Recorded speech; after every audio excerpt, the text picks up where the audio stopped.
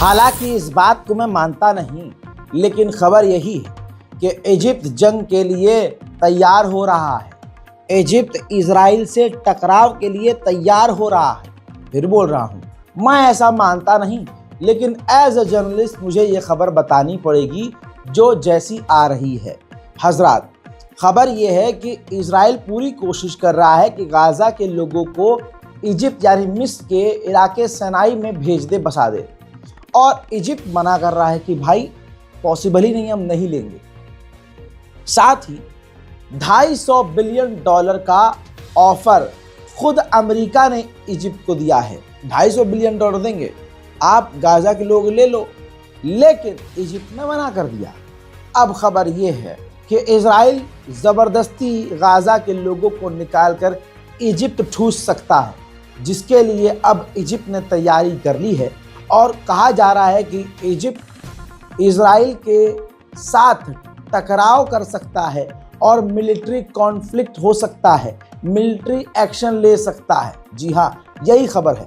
और ठीक इस खबर के बाद इजिप्ट ने यानी मिस्र ने अपनी ताकत, सेना की ताकत भी दिखा दी है, जिससे चीज़ें साफ हो गई हैं कि इजिप्ट बड़ी तैयारी कर रहा है किसी न किसी चीज़ के लिए तो ज़रूर। ये देखिए, ये लगातार उसने अपनी बड़ी ताकत दिखाई है। ये पिछले 1 महीनों से देखा जा रहा है कि इजराइल गाज़ा के बॉर्डर पर एक्टिव हो रहा है इजिप्ट, और इजिप्ट ने भारी मात्रा में अपनी सेना की तैनाती की, जिसके बाद उसने हवा, ज़मीन और समुद्र की ताकत दिखाई है। इजिप्ट के पास अमेरिकी हथियार काफ़ी भारी मात्रा में हैं।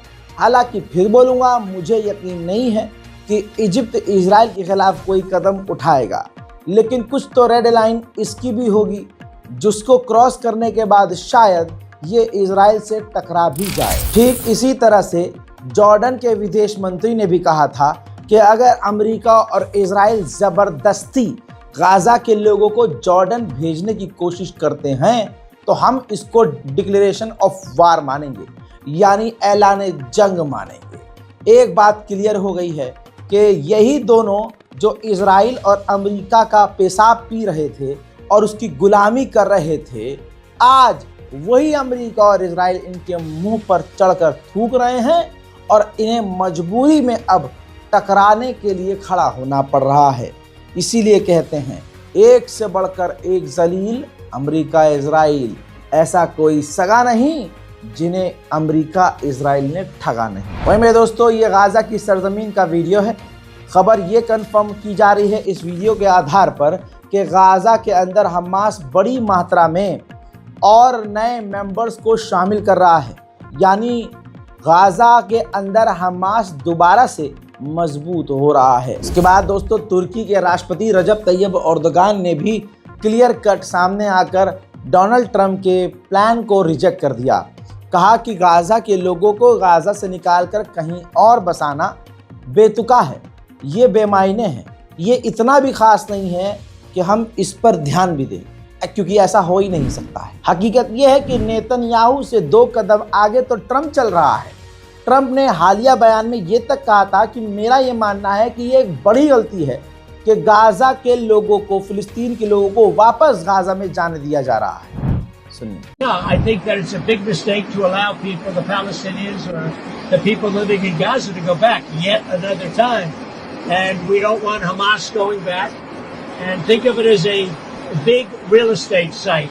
And the United States is going to own it and will slowly, very slowly, we're in no rush, develop it. We're going to bring stability to the Middle East and a totally war-torn part of the Middle East, a part of the Middle East that has caused tremendous problem, the Gaza Strip, and we'll own it. It's totally demolished right now. It's a demolition site. It'll be reclaimed. It'll be leveled out, fixed up.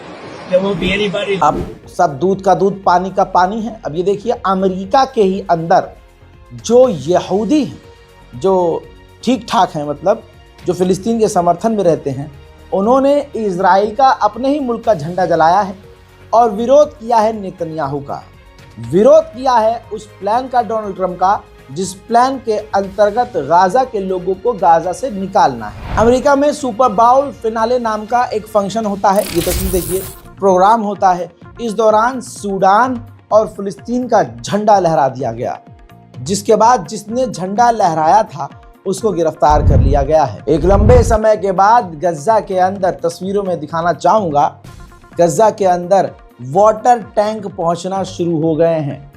अच्छी खबर यह है, खतरा तो मंडरा रहा है, लेकिन फिलहाल अच्छी खबर यह है कि पानी पहुंच रहा है और नितजारिम कॉरिडोर से इजराइल बाहर हो गया है। उधर बर्तानिया में इजराइल के खिलाफ प्रदर्शन तेज हो चुके हैं।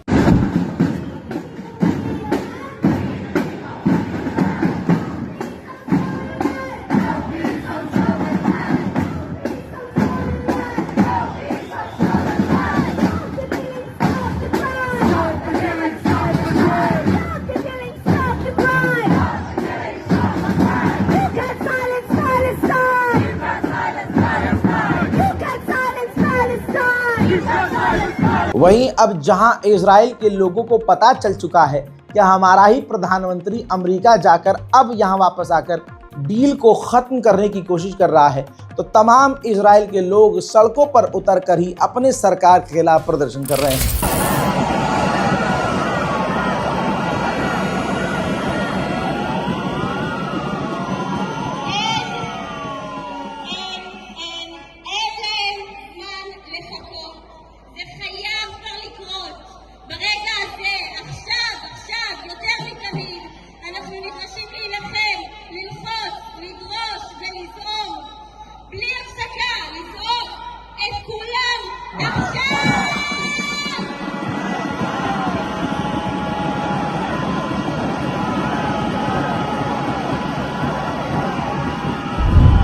देखिए, पागल आदमी सिर्फ अपने लिए नहीं, अपनों के लिए नहीं, दूसरों के लिए भी खतरा होता है। ये दोनों चेहरे जाने माने हैं अमेरिका के। अभी ये कुछ दिन पहले तक विदेश मंत्री थे, ये है ना जो दिख रहे हैं आपको, और जो पीछे खड़ा हुआ शख्स है ये पूर्व अभी पिछली सरकार के नेशनल सिक्योरिटी एडवाइजर थे। इनको जो सिक्योरिटी, एडवांस सिक्योरिटी, जैसे समझ लीजिए आपकी ज़बान में Z+ सिक्योरिटी जो मिली हुई थी, वो सिक्योरिटी डोनाल्ड ट्रंप ने इनसे वापस ले ली है। अब इनको कहीं भी पकड़कर गुद्दी लाल की जा सकती है। उधर डोनाल्ड ट्रंप ने यह भी मांग की है कि हमास पूरा का पूरा अपने संगठन के साथ गाजा छोड़ दे, तभी हम गज्जा को दोबारा से बनाना शुरू करें। हालात इजराइल के इतने बुरे हैं जो मीडिया में नहीं दिखाया जाएगा कि एक अल्ट्रा ऑर्थोडॉक्स इजरायली सेना में शामिल नहीं होना चाह रहा था और इस वजह से वो अपना देश इजराइल छोड़कर भाग रहा था, जिसे इजराइल की मिलिट्री ने इजराइल के ही एयरपोर्ट से गिरफ्तार कर लिया। वहीं डोनाल्ड ट्रंप ने यह कहा कि अमेरिका गाजा में इन्वेस्टर बनेगा, पैसा लगाएंगे हम, और इजराइल फिर गाजा को अपनी सिक्योरिटी के तौर पर देखेगा। No deliberations. It's been very well received, where basically the United States would view it as a real estate transaction, where we'll be an investor in that part of the world, and no rush to do anything. We wouldn't need anybody there. It would be supplied and given to us by Israel. They'll watch it in terms of security. We're not talking about boots on the ground or anything, but I think the fact that we're there, that we have an investment there, I think would go a long way to creating peace. We don't want to see everybody move back and then move out in 10 years. This has been going on for 50 years, much more than that. We just want to see stability. That would be having us have that particular peace in that particular. उधर ये तस्वीर West Bank की है।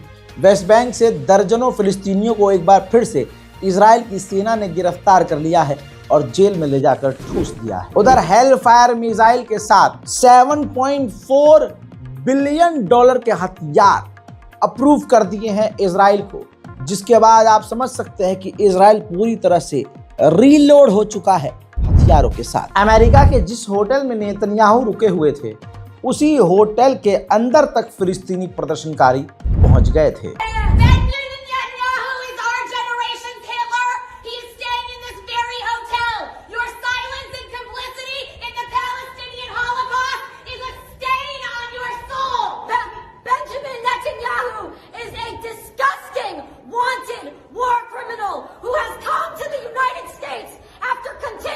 Drop 2,000-pound bombs on people in ICC international criminal court के जो main prosecutor हैं करीम खान, ये America के पहले टारगेट बने हैं। अमेरिका ने इन्हीं के ऊपर, करीम खान के ऊपर तमाम प्रतिबंध लगा दिए हैं। इजराइल के कैदियों को हमास जब रिहा कर रहा है तो वो मुस्कुरा रहे हैं, खुश हैं, हट्टे कट्टे हैं, जिस्म पे कोई दाग नहीं है। उल्टा उनकी आंखों में, इजरायली महिलाओं की आंखों में, इजराइल की लड़कियों की आंखों में फिलिस्तीनियों के लिए मोहब्बत नज़र आ रही है, प्यार, नरमी नज़र आ रही है। वहीं वो इजराइल पहुंचने के बाद भी गाज़ा के ख़िलाफ़ कोई उल्टा सीधा बयान नहीं दे रहे। लेकिन ये तस्वीर देखिए, जो इजराइल की कैद से बुजुर्ग शख्सियत रिहा हुई है, वो शख्स बोल रहे हैं, वो शख्स बता रहा कि रेड क्रॉस जो इंटरनेशनल ऑर्गेनाइजेशन है, उसके सामने तक इजराइल की सेना ने हमें आखिर तक पीटा है, जब तक हम पूरी तरह से आज़ाद न हो गए। एग्जाम्पल के तौर पर अब ये तस्वीर देखिए, ये दोनों एक ही शख्स हैं दोस्तों। जी हाँ, ये टीचर हैं अल इब्राहिम। सोचिए, गिरफ्तारी से पहले की तस्वीर देखिए और गिरफ्तारी के बाद जब आज रिहा हुए हैं। हजरात सोचिए, चेहरा बदल गया, रंगत बदल गई, हुलिया बदल गया, इंसान पूरी तरह से बदल गया। ये इजराइल जेल के अंदर करता है। उधर इजराइल की सेना फिलिस्तीन के वेस्ट बैंक में रेड कर रही है और रेड करने के बाद जो कयामत का मंजर आ रहा है, सिर्फ तबाही नजर आ रही है। देखिए,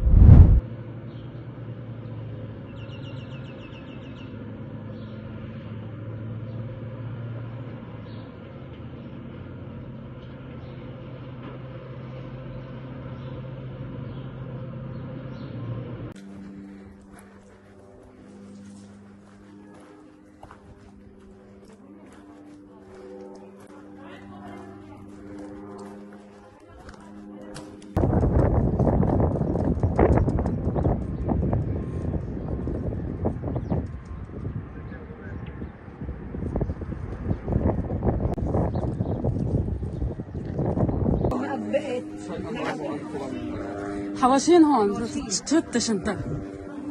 نعم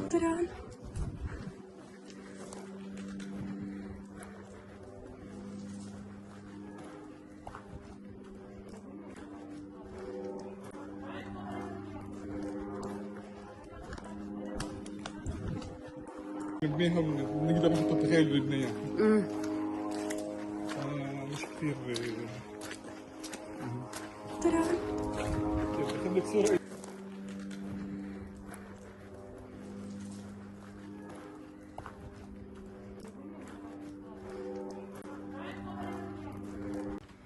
جننوني البس والبس والله العظيم مت انطق الهزاء هناك نشط اخبار على الموسيقى.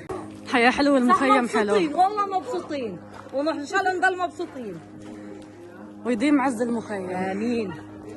شو كيف حلوقهم، شو رأيك؟ والله من جنين مولع معهم قدحين والله لهم نقعد بخشي اهو ما بقيت. حواشين هون تفتش انت. نعم. It is the heart of the community and no matter what happens our हजरात मोहतरम, फिलहाल की इस रिपोर्ट में इतना ही। इस रिपोर्ट को शेयर कीजिए, दुआओं में याद रखिए। जय हिंद।